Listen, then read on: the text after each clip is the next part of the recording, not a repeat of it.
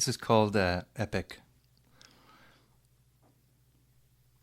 Supposedly, his long narrative poem of the sea, composed on canvas strips, describes a near miss on a reef, a sea serpent coiled like a plumber's snake on a rocky promontory, mermaids flashing tit on a stretch of beach, and several days becalmed, jigging port from the barrel with a broken mug. Mostly, though, it dwells on death, tragedy that buoys a sinking narrative. The man dragged fathoms by the harpooned whale, bisected by the great white shark, entangled in the tentacles and drowned, or else his head bitten off by what came and went in the dark. He mentions nothing of the locked chest in the captain's quarters, the map tattooed on the captain's shoulder, annotated in a foreign script that may or may not describe the site of sunken treasure, that may or may not be sounded out by reading it. This is something else I've been working on. This is, I guess it could be best described as a coming-of-age poem. If it was a novel, on the cover copy, it would read something like a touching coming-of-age tale of a young man on the windswept North Atlantic, or something of that ilk.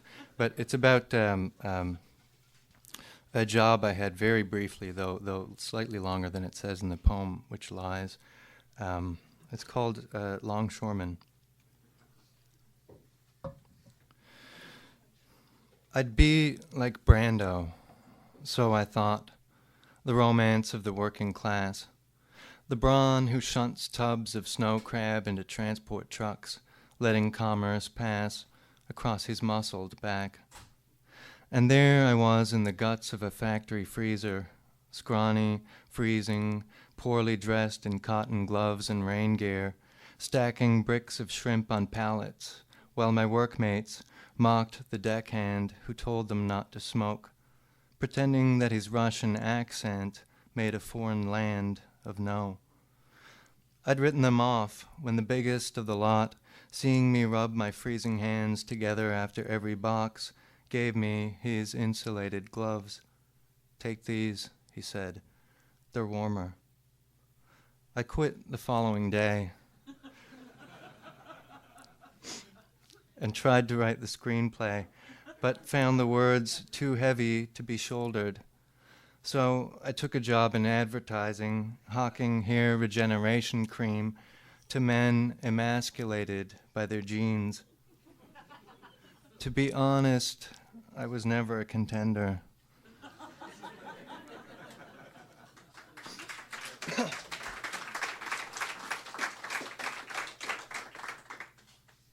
Thank you.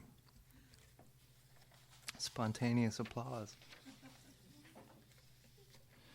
This is the first poem in my book Gift Horse, and both this book and Richard's Boxing the Compass are available at the back of the room there. My wonderful wife is selling them on our behalf.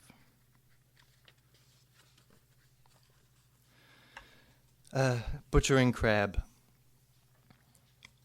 No art in this. You fist a clutch of legs and twist it from the shell. The force of torsion pulls the animal apart.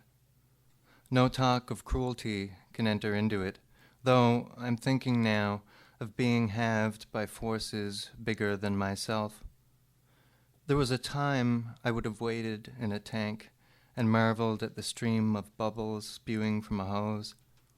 That came before the hospital, the ICU, the tubes that issued drugs into my veins. There's a scar on my chest where I tried to pull the needle out. These days, I'd rather haul myself apart than have it done without consent. None of this is quite what I meant to say.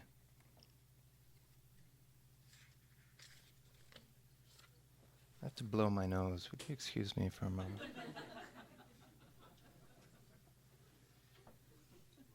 And the tissues are over here.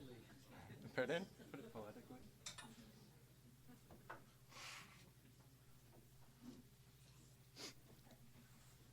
Thank you. This is a poem called Last Suppers. It's meant to be funny in a sort of dark way. But maybe just ends up being dark. And it's in 3 parts. The gas stove speaks in Pentecostal tongues. I crank the knob, and blue light babbles on to transubstantiate a dead pig into lunch. Throw another burger on. It hisses with derision and questions your ability to judge when all is done. The charcoals glow into their own extinction. The smoke that rises will be eaten by the wind. The microwave communicates to bacon on a tray and blisters it and makes the juices run. My eggs are poached in plastic cups in microwaves that hum and turn my dinners round. I turn away and know that I am safe. The microwave is counting down.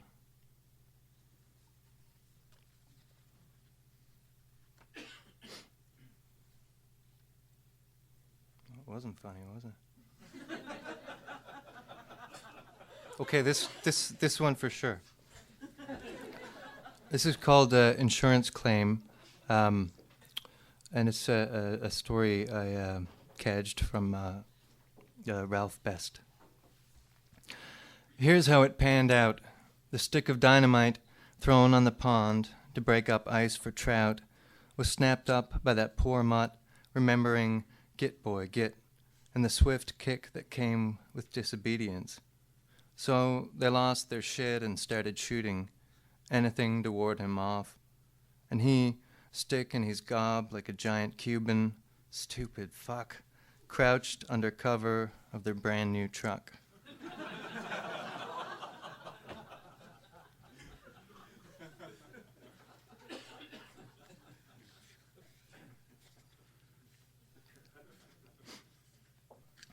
This is a bear poem, one of 2 bear poems in this book.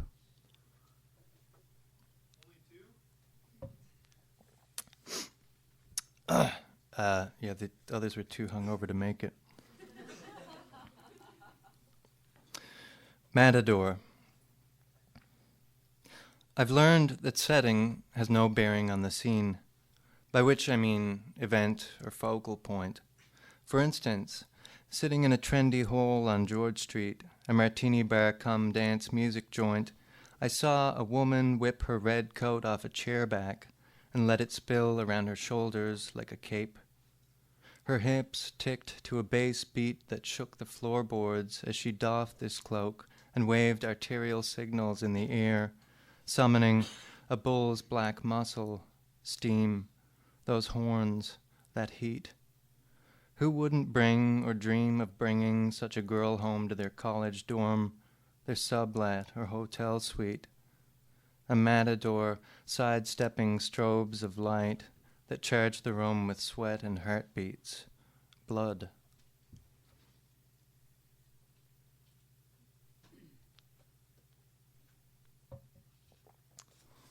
I'm not going to read that, actually.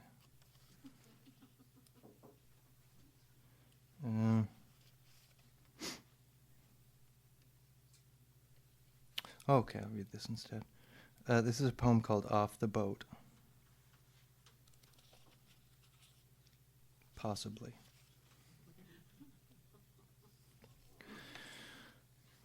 They tightrope walk down mooring ropes from foreign ships to feed on puke from last night's raves, or squeeze the tousled hairpiece of their frames between the iron bars of garbage cans in parks to snatch a masticated chicken wing, the rind of late-night pizza crust that bears a freshman's overbite. They crawl into your building's bin to dig through salmon skins and pork fat, Ziploc bagged, Exhibit A.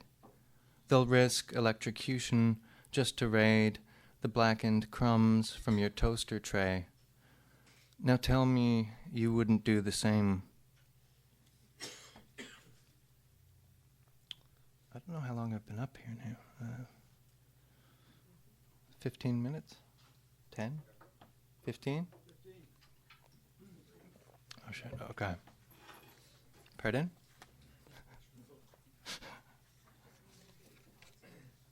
Okay, I'm going to read just this last poem, and then we'll have a quick break, and then I'll introduce Richard, and Richard will read for us. This poem is probably one of the more difficult things I've written because it's a very personal and at the same time very political poem, and it's sort of my attempt to come to grips with a sense of Newfoundland identity, my sense of Newfoundland identity. It's called Moratorium. You can't have a proper meal without a fish, I figure. Exact species doesn't matter so much as the presence of that pong of sea. This is no jiggery, no attempt to dangle you, dear reader, on the end of a bifurcated hook by the flesh of your jowls, but a serious take on the state of the fishery. And when I say fishery, I mean the poem itself, the grand bank of versification, the metaphysical draggernet, soul reaper, clean, sweeping instrument of harvest. There are few words that rhyme with cod, but I know one or two that have little to do with supreme beings, the big fish, symbol of the Christ, rising and collapsing in his tomb like a small skiff weathering a heavy sea. No miracle of loaves and fishes will drag this subject from its watery grave. It's dead, deep six it. I'm tired of reading about the Spanish or the Portuguese and seeing rape when somebody means plunder, or hearing of some ancient fisherman in Joe Bat's arm who clings to his ancestral right to drop his line in the bay, in the beautiful, mawkish waves that must weep themselves empty at the thought of all this scrapping over scraps. Poor little scraps, the old women say, of children they consider poorly fed or poorly raised. Oh, those St. John's Roman Catholics with their Good Friday fish and chips. Fresh fish isn't fresh if it's frozen, unless it's fresh frozen. You see the distinction. They feed the industry that eats them. They feed on the industry that beats them down. One time I saw Christ in a fisherman's guernsey, collapsed on the steps of a downtown alley, fishing for scattered change. Or else it was some bum with locks of tangled kelp who looked washed up, a bloated corpse on a pebbled beach. He clutched an empty cup and damned me in a voice full of hidden reefs. I sped up and gripped the keys in my pocket between the knuckles so the points stuck out like sunkers, and thought of my great uncle who didn't want to be a fisherman and didn't want to be, apparently.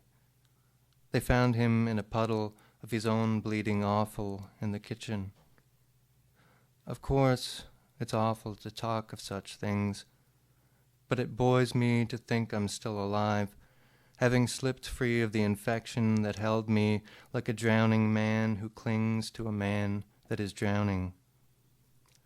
I would prefer, at this point, to point toward the salmon of knowledge, the fish with brains to beat out brawn and nets. Its flesh so tenderly tastes of banned fruit, nakedness, and exile from the mainstream. What would he make of all this? What I wouldn't give to taste his oracular gills and know something beyond these shallows. Know why, when I put a codfish in a poem, it writhes and bucks its body like a fish out of water, like a fish about to be fried. Thanks.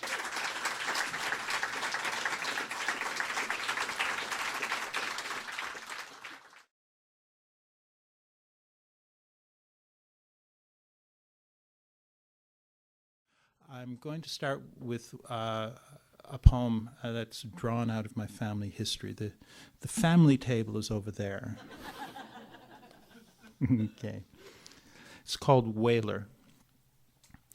Great-grandfather, whaler out of Nantucket, the harder sort who threw the harpoon, drew warm blood, made huge death on the open sea, came home one year to find his land fenced for ecclesiastical uses, tore it all down, told the priest to go to hell, and would do his own praying after that. Sailed till his knees went stiff with berry on a ship stuck in Antarctic ice. My father worshipped him, remembered his deft hands that could put an arsehole in a cracky with a hammer and a handsaw. I get a laugh at that. In the mainland, I have to explain that in the joke dive. Honest to God, when I go to read things, I always write at the top of the book, explain cracky. It's like I'm the bloody dictionary in Newfoundland English. The old man signaled his affections, crafty, hard of hearing, heard the boy's words, even took his daughter's orders when she called him sir, grew old jigging cod on the southern shore, then fell from a roof and lingered days to tell his last stories, empty his mouth of good oaths. What I have of him is my father's reverence for his silence, a sense that pain will kill you if you speak of it.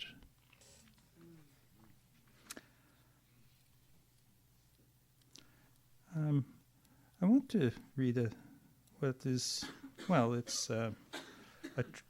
a tribute poem to a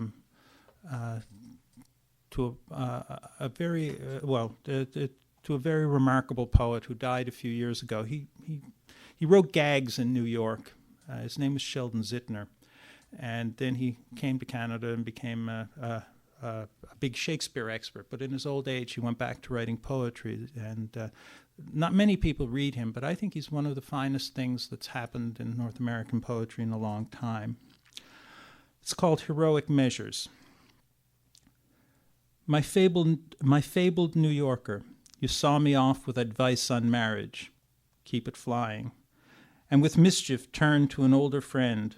I go to prepare a place for you. That was after surgery in the step-down unit. Your small body nested among the wires, a screen to your left counting heartbeats, and on your forehead a cloth to cool you. None of this was really survivable, but I suppose that you were not killable, and that you and death would keep waiting for the blink. I bought a bottle of wine while you were dying. It was somewhere on the Avenue of the Americas, and from my change 5 folded ones fell out of my pocket into the wind, and in the dark 5 figures, one on a bicycle, chased them down, and laid them in my hand. So much, I thought, for the myth of the nasty New Yorker. But what is sentiment in Manhattan?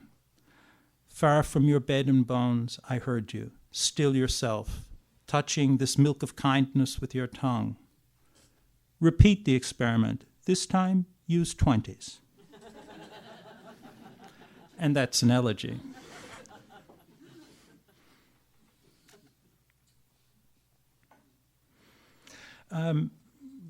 Mark was kind enough to talk about the long poem that makes up much of this book.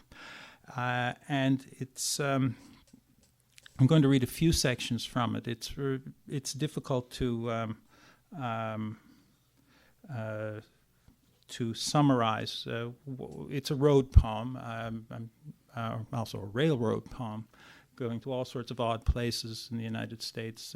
Anyone here ever been to Paducah? No, you haven't. So that means you have to listen to me because I have a certain authority on the matter. Okay. What I was doing is I was researching a book, and I had to get from little archive to little archive. I had very little money to do it. So my plan was to go the cheapest way I possibly could, which meant I would go on Amtrak, and failing that, Greyhound, and then I would stay in absolute hellholes when I got there. So first off, the comfort of Amtrak is taken away from me. So let's take it up in Chicago. And I'm looking up at a screen, much as I'm looking up at these big blue lights right now. And they're blinding me in much the same fashion. No, don't get a laugh for that.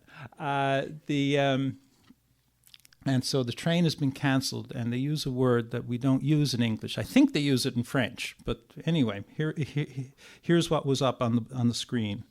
Train 22 annulled beyond St. Louis. Doesn't sound good, right? Extreme prejudice, right? Okay. Flash flooding in Texas. A freight train derailed, and I'm holding a refund and taxi fare for the Greyhound station. A dash with heavy bags, and I stand in line with while the ticket sellers chat. The bus to Memphis pulls away, and I'm killing time. 7 hours to wait. A dank place, temple to nothing. Poor men and women carry clothes in pillowcases. A girl with a grip twice her age opens it on the floor and carefully replaces a pink T-shirt folded with absolute precision, then fastens the satin divider and closes it up. Her boyfriend, 2 knobs of metal in his chin, presses things tighter into a canvas bag so he can jam more clothing in. And all of it into a locker then to wait their hours out. I bury my face in a book, not wanting acquaintance here, as each adolescent shout contains a naked threat of knife or gun. 300 pounds of man sits down beside me. His chest is thick, and his shoulders 3 feet across. He wears ragged sweatpants, a shirt too small, feet in flip-flops. His knee is bouncing, and he wants my eye. Half an hour passes, and he gives up waiting. Where are you going? There's no choice but to talk and turn it around. Austin, how far are you going? By morning, I want to be in Omaha. I've been sick in Florida and have to get to the medical school for an angioplasty real soon. I had a heart attack, been in hospital. How odd that I had judged this man a threat. But why take the Greyhound? What's that about? Flying could kill me. Doctors won't let me try. I haul beef from Omaha down south to Jacksonville and then cornseed back. Got this indigestion burning feeling, pulled to the shoulder, passed out in the truck. The people from the scales come and got me, or I'd have died there. They said it was the second one I had. Ignored the symptoms of one 10 days before. Left everything behind in the rig, my wallet and my clothes. Gave me this stuff when I was leaving, enough to see me home. My wife faxed a copy of my commercial driver's license. It's all I have for ID. You can't travel if you can't prove who you are. He pulls up his shirt to show where the sensors have been attached to his body. I ask, what was it like, cooped up for 2 weeks? A lot of tests, had to give a lot of blood. I hated all the needles, the jabs and pricks. One went in here, he points to his groin. What's going to happen now to your career? I'm finished. My heart couldn't take the strain. That's awful. Well, no, I have a new little girl. I have a house that's paid for. My father has a business I can work for. Things could be worse. I'm down now, but I'll get better. I ask, is it harder to drive a truck or one of these? He looks to the buses parked outside the window and turns back. The bus, I think, because of the riffraff. I worry now even in the restroom. He adds with odd intensity, you never know who you are going to meet. Strangers loom like another threat of death to a body suddenly undefended. Listen, I'm 36 years old, and I'm really scared. I look at my watch and know that it's time. I wish you all the best with this thing. I hope that you have a perfect recovery. I hope so, too, if the good Lord wills it. Embarrassed, I say, that's a certainty. Yeah, I Googled, I got that guy's name. This is disgraceful, but I glimpsed at his medical records. They were sticking out of a bag with a bunch of crackers, boxes of crackers, and I got his name. So I Google it from time to time to find out how he's doing. And I can tell you, at least he hasn't died. Isn't that disgraceful? It's very dishonorable. In another generation, I would very proudly have been a member of the CIA. Does he know there's a poem written about him? Does he know there's someone checking up on him? No, I never tracked him down again. I've never come across him. There's no obit out there, and I hope he's fine. I don't know. So anyway, things happen. After this really quite grueling conversation, I wander onto the wrong bus, and like we say, wind up in Paducah, Kentucky, and acquiring great knowledge on that subject. I meant to be in Memphis because Memphis would let me get on to Texas, which was where I wanted to be. So anyway, they get me back on a bus, and so let's take it up. We're heading towards Arkansas. And I'm off again past sunken fields and swamps and meadows overgrown. A drawling buzzcut beside me opines, "That's the kind of land you buy on the phone." Thank you. Mainlanders don't know to laugh there. I think I'll take a drink.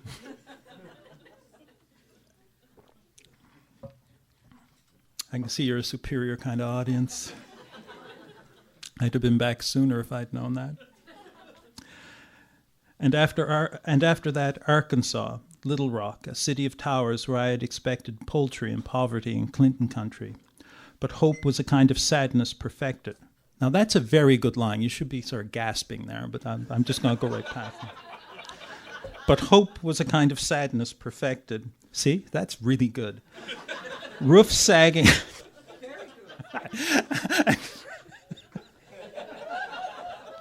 This is supposed to be very dignified, people. I don't know. You're bringing out something bad in me. Maybe it's this big stool.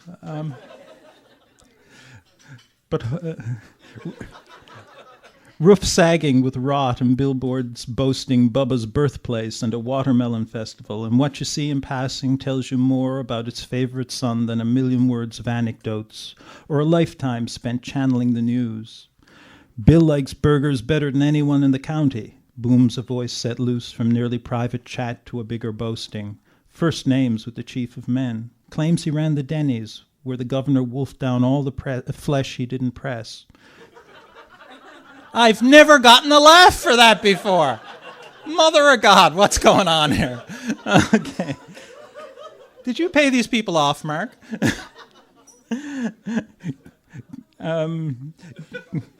Got to know him well. The conversation fades beyond a mumbled, "How about that?" Then for an hour, the grilling of a cook in uniform.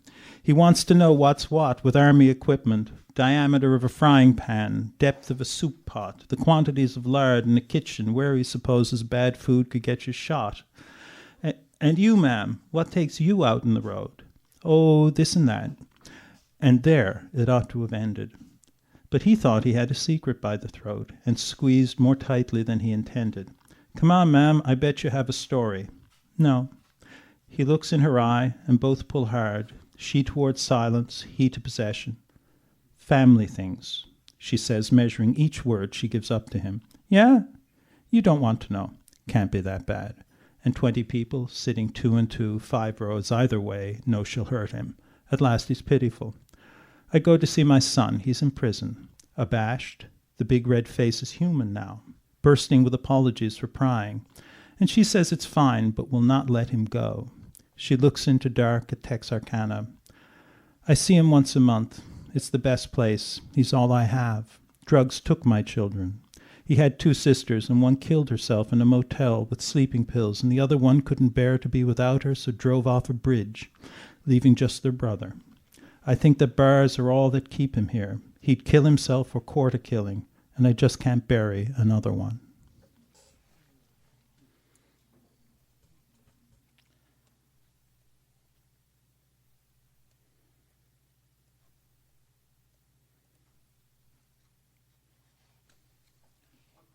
Second now. It's disgraceful. I should have those little post-its people put up the top of what they're doing. It's then they immediately come to the right page. I'm going to skip forward. There's a section in Texas, and then another one in Washington D.C. As I was saying, I tended to stay in some appalling places. And so let's get me to my motel in Washington, D.C. "Why you staying here?" asks a cabbie. To me, the taxi breed is kin to Yoda. I have no answer. I got what I paid for, cheap, remote, and dangerous. I tell you, the hookers doing one after another in these rooms. I could have raised money that way. No, I'd have to lose weight. That night, I'm on the phone to my fiance when a knock comes. No hello. I gotta get a bottle of wine. You got wine? I gotta get wine. I say no. You got wine? I gotta get a bottle of wine. No again. And I close the door on her. Saturday morning, the maid is cleaning my room. I wait by the motel desk, reading the paper. The manager, a sedate black man with white hair, stands behind security glass, talks through 6 drill holes made for speech. A Chevrolet pulls in by the door. The driver shouts, "You motherfucking bitch!" Leaves his car and runs into the counter. But the old man's hard to intimidate. "Woman just called down that you are trying to break into her room. You're not doing that." "I am here for room 221, motherfucker." "She says you are trying to break in." "Motherfucker, that's lies, you motherfucker." "I am not your motherfucker." "Your mother's a hoe, motherfucker." "Bitch, motherfucker, bitch!" He squeals his tires on the way out of the lot. A police cruiser and a van pull up for other business. One corner of the lot is marked by police tape, "Do not cross." Still, the sign says, "No vacancies." Wow.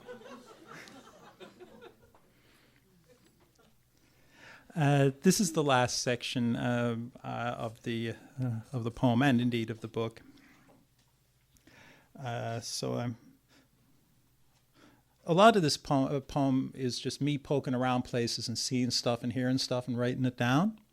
So in this case, I decided I'm just sort of going to walk around Washington. At 6 p.m., the cars are bumper to bumper on Constitution Avenue. Horns rage as jets fly low into National. Again, time is up, and I have seen too little of a place. A bicycle path takes me beside the reflecting pool, and then at once I come upon a granite pavilion with arches on its 4 sides, the word Atlantic carved in it. Inside, 4 eagles on tall pillars lift a laurel.